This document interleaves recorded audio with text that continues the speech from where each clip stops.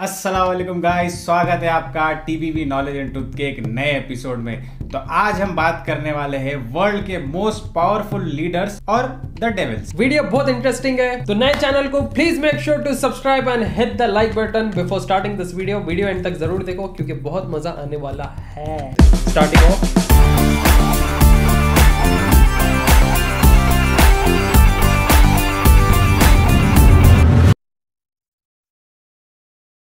Mohammad bin Salman, age 36, born on 31st October 1985 और इनका source of power है politics. Mohammed bin Salman Saudi Arabia के crown prince है। ये सर्व किए chairman of the council of economic and development affairs, इसलिए जो मेजोरिटी चेंजेस है सऊदी अरेबिया में यही पर्सन की वजह से आज देख रहे हैं, इधर वो पॉलिटिकल रहो या कुछ सोशल अफेयर्स रहो विद इन द कंट्री या आउटसाइड अफेयर्स। किंग सलमान ने मोहम्मद बिन सलमान को एज अ क्राउन प्रिंस बिठाया by removing his nephew Mohammed bin Nayef. आप लोगों को तो मालूम होगा कि बिन नाइफ और मोहम्मद बिन सलमान की बहुत बड़ी कंट्रोवर्सी हो गई थी। फिर मोहम्मद बिन सलमान को क्राउन प्रिंस बनाने के बाद एक वीडियो आया था जिधर ये प्रिंस नाइफ के ऐसा घुटने को चूम रहे थे और उसके बाद इतने सारे चेंजेस आए सऊदी अरब के विद इन। नए नए रिफॉर्म्स आए, जैसा कि रिलीजियस पुलिस के पावर्स को रेस्ट्रिक्ट किया गया, फीमेल ड्राइवर्स का बैन एलिमिनेट किया गया और मेल गार्डियनशिप सिस्टम को वीकन किया गया। वीकन नहीं, एक तरीके से जो महरम के साथ ट्रैवलिंग वाला इशू था ना, इसको हटा दिया। यही है, वो तो आम खास हो गया अब सऊदी अरब में।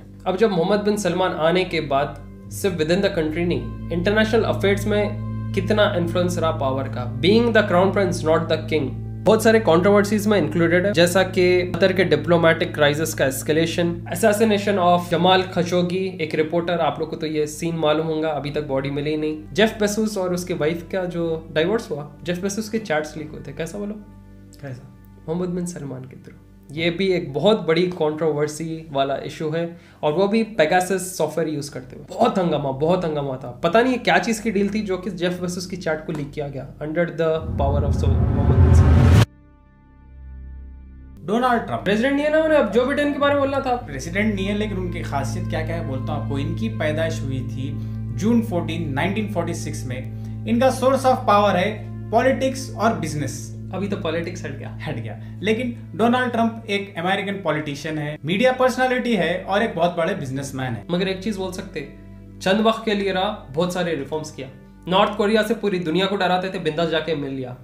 अब चाइना से भी हाथ मिलाता था, मगर ये शायद CIA वगैरह को नहीं, लेकिन पावरफुल इसलिए क्योंकि 4000 स्टेट से भी ज्यादा इसके बिजनेसेस एस्टैब्लिश्ड है। अब्बा, इनके वालिद मोहतरम भी रियल एस्टेट में था, सुना मैं। जी हाँ, बिल्कुल सही सुने आप। 1971 में फ्रेड ट्रंप जो इनके वालिद थे और उन्होंने उनका एक रियल एस्टेट बिजनेस था, उसका ट्रंप को प्रेसिडेंट बनाया गया था, Donald Trump. Pope Francis, born on 17 December 1936 और सोर्स ऑफ पावर है रिलीजियस लीडर। पोप फ्रांसिस है हेड कैथोलिक चर्च के और sovereign of the Vatican city state. तकरीबन 2.3 बिलियन लोग क्रिश्चियनिटी को फॉलो करते हैं, जो कि 31% ऑफ वर्ल्ड पॉपुलेशन है। ये one of the most popular world leader है जिसके फॉलोअर्स अक्रॉस द ग्लोब है। इनके जवानी में ये as a bouncer, as a janitor काम किए, लेटर ऑन फार्मेसी में केमिस्ट का काम किए और टेक्नीशियन फूड साइंस लेबोरेटरी के लिए किए। बीच में इलनेस बहुत ज्यादा बढ़ गई थी और वो इलनेस से रिकवर होने के बाद ये प्रीस्ट बने। पता नहीं, वो शायद इलनेस से उठने के बाद रिलीजियसली कोई चीज से शिफा मिल गई सोच के वो kind of a priest pope बन चुके। तो ये इन्फ्लुएंशियल कैसा रहा, since he is a pope majority of Christians follow करेंगे। और इतना ही नहीं, अगर कुछ ये लीडर का ऑर्डर रहेगा तो वो लोग इसे फॉलो करेंगे और साथ देंगे, तो he can literally influence majority of Christians in the world. Actually Pope के खिलाफ भी कई सारे वीडियोस है connected to the Illuminati, but उससे अभी उतना हम डीप में नहीं गए, ना डिकोड किए। तो अभी तो सिर्फ हम आपको सर्टेन चीजें ही बता रहे। तो ये तो थोड़े बहुत पावरफुल इन्फ्लुएंशियल पीपल के बारे में बता रहे। लोगों के पास पैसा, पावर, लीडरशिप एक आदमी को अगर दे दी और पूरी दुनिया चलाओ बोले तो क्या सोचता होगा वो आदमी? क्या है? सोचता नहीं, चलाता, दचाल रहा था वो। दोस्तों, जैसा आप लोग वीडियो कंटेंट देख रहे हैं हमारा, वैसे ही बहुत सारे लोग ऑडियो लिसनिंग में शौक रखते हैं, इंटरेस्ट रखते हैं। ढेर सारे कंटेंट्स, नॉलेज, ये लोग सिर्फ ऑडियो सुनते सुनते कुछ सीख के जिंदगी में अमल करते हैं। आज मैं आपको एक इंडिया का लीडिंग ऑडियो बुक प्लेटफॉर्म के बारे में बताना चाहूंगा, जिसका नाम है कुको एफएम। कुको एफएम पर है 1000+ का content library available with over 4.5 rating and ढेर सारा non fiction comment. Kuku FM चाहता है कि लोगों की जिंदगी को ट्रांसफॉर्म करे with its easy audio learning. Kuku FM एक मेड इन इंडिया ऐप है और इसके ऊपर ऑडियो बुक्स आपके रीजनल लैंग्वेजेस में अवेलेबल है। और यह वीडियो बनाने से पहले एक ऑडियो बुक को सुन रहे थे हम लोग, जिसका नाम है the science of getting rich, जो कि वॉलस डी बॉटल्स ने लिखी है। जैसा एक पर्सन पैसे वाला होता है, वो क्या क्या लेवल्स और सीढ़ियां पार करते करते वहां तक बना और क्या क्या वो फेस करेगा। और आप भी सुन सकते हैं ढेर सारा, क्योंकि कुको एफएम आपको नॉलेज अनलॉक करने में मदद करना है, that too only in 199 rupees, जिसका असली कॉस्ट है 399 रुपीज। हमारे यूजर्स के लिए 20 सेकंड से 28 फेब के बीच में एक जबरदस्त ऑफर है, और वो है अगर आप कोड FED50 यूज करें और लिंक में दिए गए हुए डिस्क्रिप्शन से कुको एफएम डाउनलोड करें, तो आपको स्ट्रेट फॉरवर्ड 50% का एक्सक्लूसिव डिस्काउंट मिल रहा है। दोस्तों जल्दी जाओ, डाउनलोड करो, नॉलेज हासिल करो, लिंक आपको मिल जाएगा डिस्क्रिप्शन में।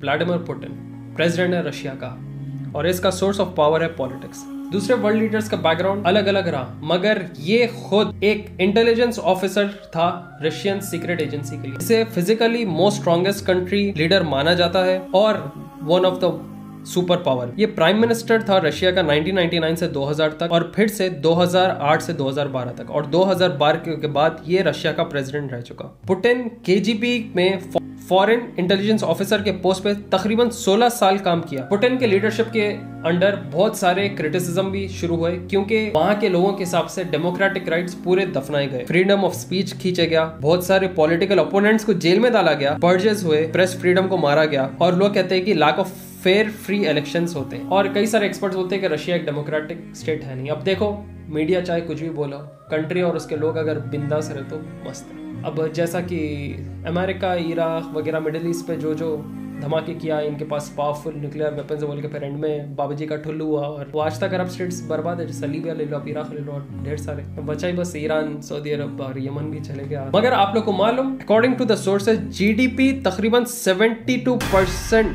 परचेजिंग पावर में बढ़ा। इतना ही नहीं, लोगों की तनख्वाहें ट्रिपल चौबल हो गए, अनएम्प्लॉयमेंट तो दूर दूर तक नहीं दिखा। मतलब हर एक घर मिडिल क्लास ही नहीं, सीधा पैसे वाला वहां पे, इसलिए हर जना डॉन दिखता आपको वहां पे। मालूम, पावर्टी नाम की कोई चीज ही नहीं मालूम। लैरी पेज, इनका जन्म हुआ था 26 मार्च 1973 में, और सोर्स ऑफ पावर है गूगल। जैसा कि आप लोग जानते हैं कि गूगल को कोई इंट्रोडक्शन देने की जरूरत ही नहीं है, हम सब जानते हैं गूगल क्या चीज है। 2 बार गूगल के सीईओ बन चुके, उसके बाद इसकी पेरेंट कंपनी अल्फाबेट, उसके भी सीईओ रह चुके, उसके बाद ये कंपनी के बोर्ड मेंबर बन गए। लैरी पेज वर्ल्ड के 6th रिचेस्ट मैन में से भी आते।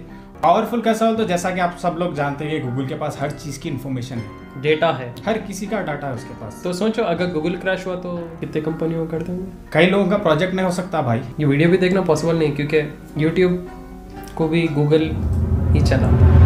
According to the report number 1 पे अभी आते हैं, और यह है चाइना के प्रेसिडेंट, और चाइना अभी number 1 super power of the world बन चुका है। सोचो, वो एक ऐसी कंट्री जिसके पास ना गूगल है, ना यूट्यूब है, ना इंटरनेट एक्सप्लोरर है, जो भी है खुद का है। Source of power politics age 68। ये है president People's Republic of China के, और चाइना एक ऐसा देश जिसका माल पूरे दुनिया में फैला हुआ है। इसे मैन्युफैक्चरर ऑफ द वर्ल्ड भी कहा जाता है। ये सुपर पावर बन चुका है, सुप्रीमेसिस्ट पावर भी बनेगा, और द मोस्ट पावरफुल पर्सन कहा जाता है ज़ाई जिनपिंग। चाइना की इकोनॉमी को वो कंट्रोल में लाना चाहते हैं और सपोर्ट करते हैं कंट्री की प्राइवेट सेक्टर को, मतलब विद इन द कंट्री वाली चीजों को ये ज्यादा से ज्यादा सपोर्ट करते हैं। इन लोग के इन्वेस्टर बिजनेसमैन आके दूसरे कंट्रीज में पैसे लगाते हैं, और अपने इंडिया में भी बहुत सारे कंपनीज में है शायद चाइनीज, मगर चाइना के साथ अपनी watch recent. But we'll stick to the topic right now. In the year 2018 खुद की प्रेसिडेंटशिप को ज्यादा रखने के लिए खुद लॉज अमेंडमेंट्स पास करके खुद ही रहना, आगे वाले आके अब से लड़ना ही नहीं था, कई की डेमोक्रेसी है। अब most powerful person in the world इसलिए कहा जाता है, पहली चीज इनकी इकोनॉमी बहुत स्ट्रांग है। कोविड के टाइम सबकी इकोनॉमी के धज्जियां उड़े, चाइना के नहीं। मैन्युफैक्चर ऑफ द वर्ल्ड इसलिए क्योंकि इनका माल बिकता ही बिकता, कोई भी हाल, पूरी दुनिया में फैला हुआ है, पूरी दुनिया में।